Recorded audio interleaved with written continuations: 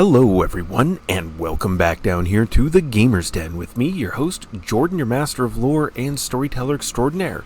You may notice that I'm not really speaking much right there. It's because I decided to just record gameplay and then just kind of narrate over top of everything.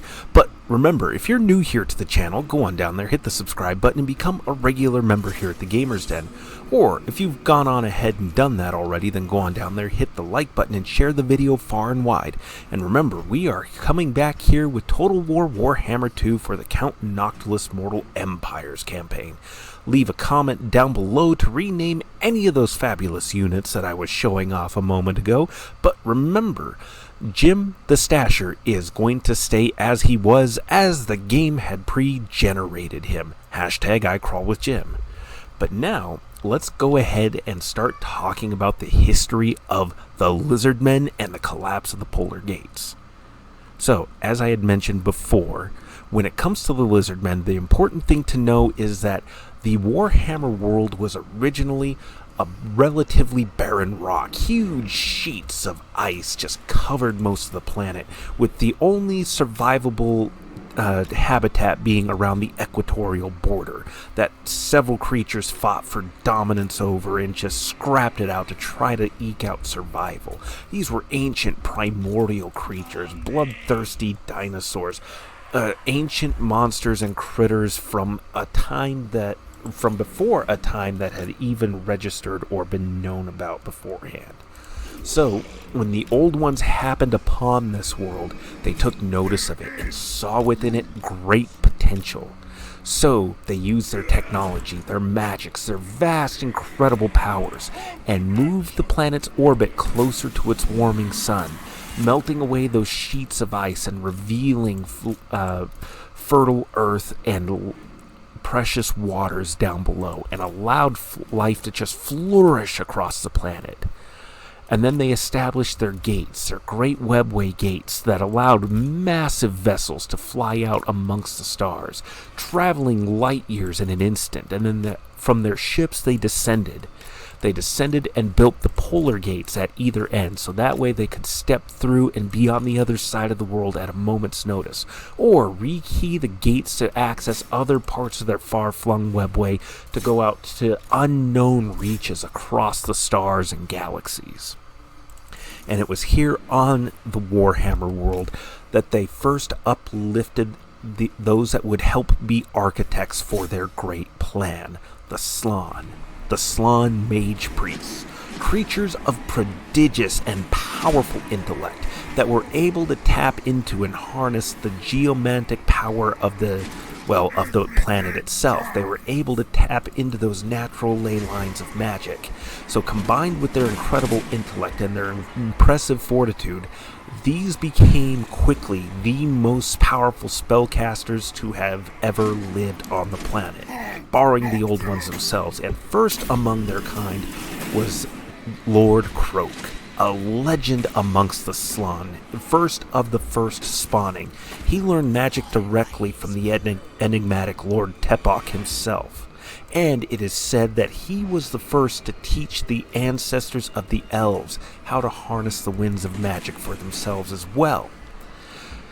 So, the Slann moved forward and began helping the Old Ones with moving the Warhammer world towards their great plan, for this world would have a central role within it.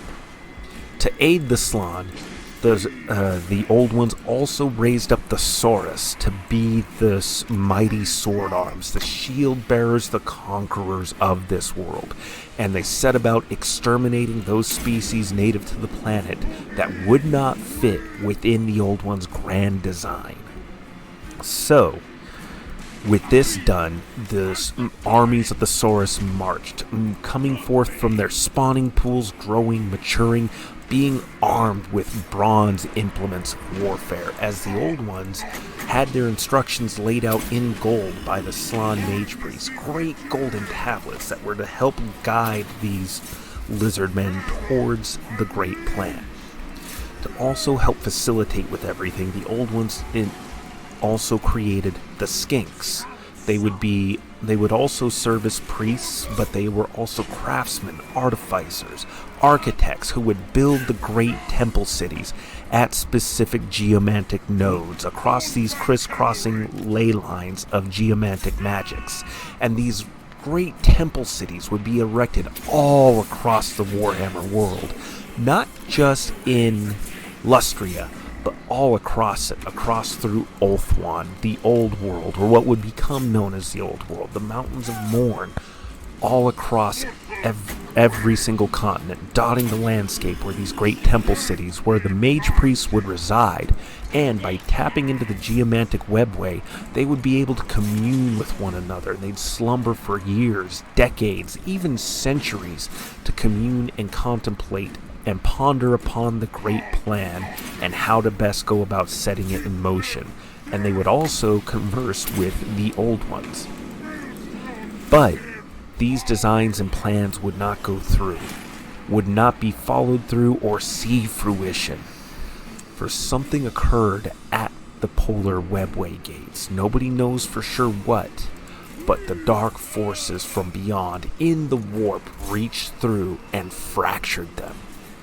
Not only did they fracture the polar gates, but the reverberations of that power echoed through those storied, eldritch, and legendary tunnels, and fractured the webway gates out in the skies above, causing burning star metal to rain down across the planet, and bringing with it warpstone and warpstone dust. The raw, undiluted magics of the warp itself would flood out across the world, blasting out through the polar gates as well. And as this happened, the Slann realized what would doom the world if they did not act, and so they set about tapping into the geomantic webway, those ley lines of magic, and put their vast and powerful intellects to the test of sealing those rents in reality. They managed to close them back a ways, but not fully shutting them entirely, but the rifts had stabilized. Though this monumental effort would test and burn out several Slann, fully half their number would die, and leave several of the great temple cities exposed. As the earth cracked and buckled, mountains split apart, new ranges were thrown up, the skies themselves lit and blazed with unholy fires, as disturbed and terrified monsters and creatures would just bleed out their terror as the grounds buckled beneath them, and those twisting mutational energies of the warped utterly rewrote their forms, mutating them into the beastmen, into horrific monsters. And with the surge of magic energies, demons of the warp could now sustain themselves in physical reality, and they began their mad dash, frenzied march, and headlong charge into the lizardmen lines. The Saurus warriors, being the military arm of the lizardmen, rose up and met that charge head on, gnashing cold reptilian fury as they laid about into these creatures with their bronze and stone maquattles, spears and clubs, bashing apart demons, beastmen, the early mutated men. And the lizardmen weren't the only ones fighting, the elves did too. Anarion would become the Phoenix King, though we'll talk about that at another time, and he would lead the High Elves against the demons in defense of Ulthuan. The dwarves, with their ancestor gods holed up in their mountain fortresses and mines, would weather these sieges nigh on to the point of extinction for both of these new races. And so the Slann, the Saurus, the Skinks, the lizardman race as a whole would be pushed back bit by bit as the demons descended upon Lustria, the center, the heart of their empire. And so they would work and fight to defend all of creation. The Slann reached out into the jungles of Lustria, bestowing on plants bloodthirsty killer minds, those carnivorous instincts, thus leaving the demons and their followers and all those thrall forces prey to ambush from these predatory plants. Huge dinosaurs, cold ones, were turned even more bloodthirsty and maddened and set loose in the jungles. Stegodons with massive armored hides and spiked tails would lay about into the ranks of demonic and chaos worshipper infantry, ripping and shredding, stomping and smashing. Carnosaurs would go out and do justice to their names, snapping up, biting down upon, and feasting on the flesh of all these withered, mutated, and grotesque creatures with indiscriminate fury. So, the jungles of Lustria became wholly twisted and poisoned, utterly lethal and violent to all those but for the Saurus, and even then the Saurus still have to watch how they go about things. It's no easy task for a Saurus warrior to tame a cold one, but they do so, did so, and continue to do so in defense of Lustria. Now, I talked about before of the first elder of the first spawning Slann Mage Priest, Lord Croak. Lord Croak was the champion, the defender of Itza. He was its leader. Itza was the greatest of the Lizardman cities, and it was heavily defended by this domed orb of raw magical energy. But even that was not enough to withstand the assault and fury of chaos as bloodthirsters bashed their way through the gates, carving their way through skinks, through Saurus, even up to the mighty personal guard of Lord Croak himself, as this great, ancient, and storied being threw himself into the magical energies of the geomantic webway, channeled as much raw magical might as he could, as the bloodthirster carved through the last of his guards and grasped Lord Croak in his hands, and he just pulped him right there, digging his claws through flesh and bone. But so powerful was Lord Croak's will that he stood as a bridge between the gateways of life and death, and finished his spell, channeling the last of those magical energies into this great orb of light that burst out and washed over the city, banishing every single last demon and giving his remaining forces time to throw up new barriers, new defenses, and march out and counterattack against the reeling chaos forces. Okay. But this was a devastating loss for the Lizardmen. I mean, unimaginable losing the oldest of their kind.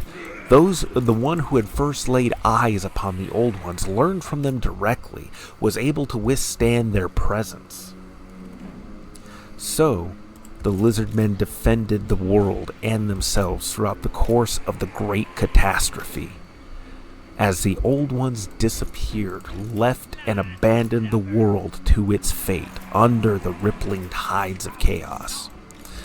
And so the Lizardmen fought, the High Elves fought, the Dwarves fought, and the Slann Mage Priests realized something was happening. The High Elves were conjuring a great ritual. They had discovered, much through accident and trial and error, the geomantic webway, and they began erecting runed stones at each of these points on the island of Ulthuan not already occupied. And they began casting their ritual under the leadership of the greatest of their number. The Slann Mage Priests threw as much of their own power into this as they could as well, for they saw what the elves were attempting to achieve. They were bringing about the Great Vortex. They had hoped to bring about the Great Vortex in attempt of draining away magic and raw chaos from the world. Without the sustaining energies of the warp, the demons would no longer be able to exist and fight in physical reality. Now, this would also have the effect of dampening the levels of magic in the world, leaving several of the high elven casters being unable to achieve those same heights of arcane and magical powers that they had once enjoyed. But it would be worth it to utterly deprive and deplete the forces of chaos of some of their mightiest units, of their mightiest warriors and casters themselves. And so, again, the Slann threw themselves into reinforcing the webway, those that could be spared from defending the cities and great bastions as the Saurus and the Skinks, and the mighty Kroxigors, and the terrible Cold Ones, threw themselves and launched themselves into these ferocious battles. And at the end of it all, they survived.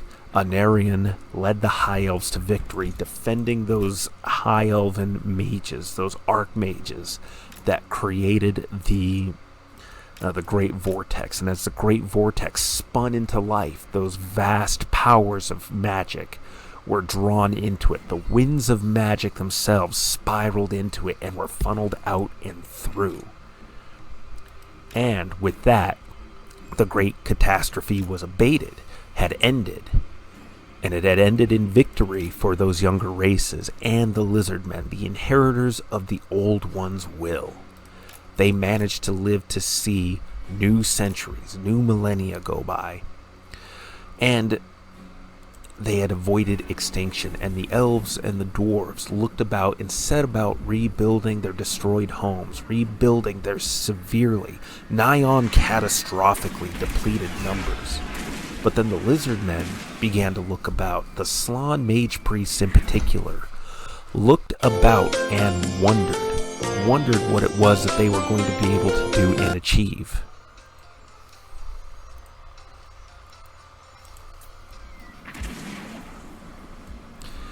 And they looked about, hoping to reinstate the guidance of the Old Ones, to set anew the great plan of their masters. But they had been fighting for so long and so hard, and with the corrupting energies of chaos in the world, they couldn't remember what the old plan was, what the great plan of the Old Ones was. None of them could recall, and even worse, all of those Slann who had met the Old Ones, who had spoken with them, were dead. They were gone from the world. Those that were still around were at best the mummified remains of those like Lord Croak, who used that as a tether to occasionally come back in and use his magical prowess to aid the Lizardmen in their fights. So, the Slann set about trying to rediscover the lost Lizardmen cities, those lost temple cities, to recover their golden plaques, to interpret them and rediscover and try to determine what the old plan was, or what the great plan was, and move the world towards it. Now, pardon me a moment here. We are coming back up on another break. It's part of why we're doing things a little bit different today. Things got to be quite a bit start and stop taking care of the kids this morning. I'm sure many of you understand, but that's what's about to happen here in just a few moments, so we'll come back and resume.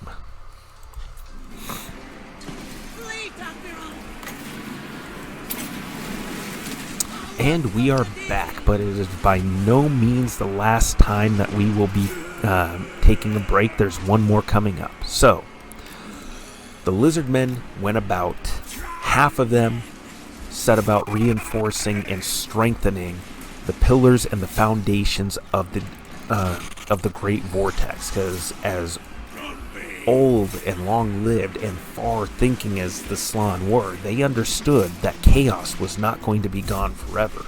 The world had been irreversibly corrupted by it, and they knew that the mortal forces of chaos would linger, and they would spread their corruption further and attempt to bring back their demonic masters.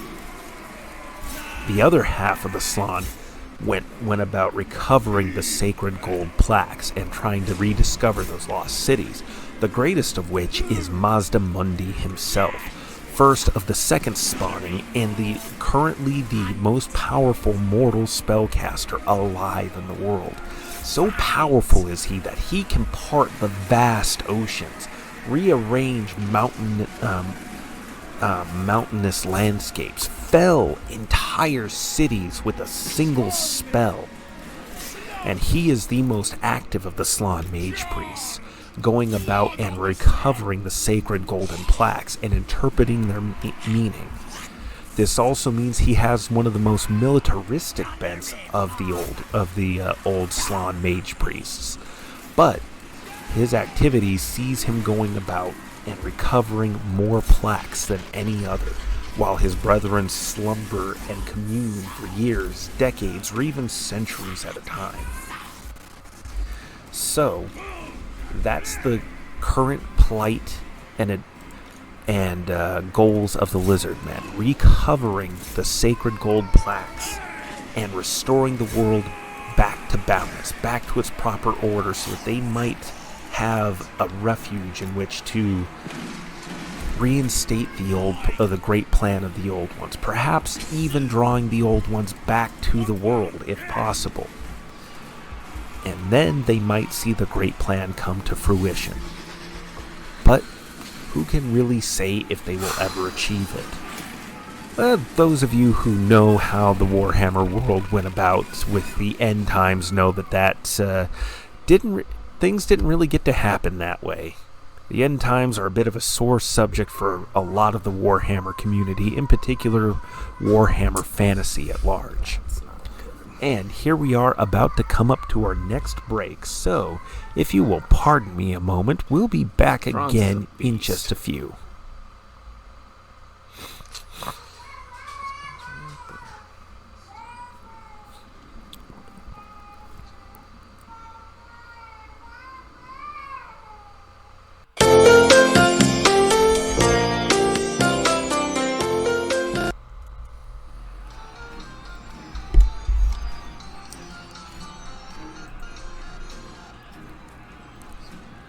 And here we are back again. Talking about Warhammer Fantasy. Now, I kind of talked about the Great Catastrophe. It is definitely the Cliff Notes version of everything, so if you want to read more about it, I certainly recommend you go online to the fandom wiki and look up Warhammer Fantasy. Lots of stories, lots of great information there. I mean, there are so many different legendary Lizardmen heroes, and some of the names are just absolutely hilarious. You have the Great Skink Chief Tic-Tac-Toe. You also have, what's his name? We have Mazdamundi, Lord Croak. There are several legendary Lizardmen figures. I can't even think of them all. Oxyotl is one. Oxyotl was a great chameleon skink, and during the course of the Great Catastrophe, the city he defended, the temple city he was at, was utterly annihilated, and he himself ended up drawn into the warp. And he managed to survive. He doesn't know for how long he was there. Could have been days, weeks, centuries, for on those strange tides of the warp, time flows ever peculiarly. So that when he actually emerged, it was several thousand years into the future, towards closer to the end times. But he'd learned a lot about felling demons in his time there.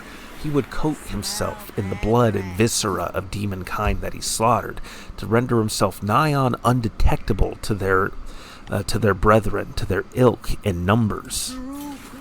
He would also fell them. He would learn to murder and assassinate them swiftly, and not just the least of demon kind, but even some of their more lethal brethren. He would fell them in single shots, and he actually uses the blow type of patui. Yes, patui. That spitting sound that you make when you use when you're shooting spit wads or using blow darts of your own. But yeah, Oxyotl's an incredible character. Love his story. Definitely recommend you read up more on that. But we are at nearly the end point here. This was definitely a much shorter episode than was planned, but like I said, taking care of the kids and everything, family does absolutely come first. But I hope you've enjoyed everything today. This was again a quick overview of the Lizardmen, the collapse of the Polar Gates, and the Great Webway.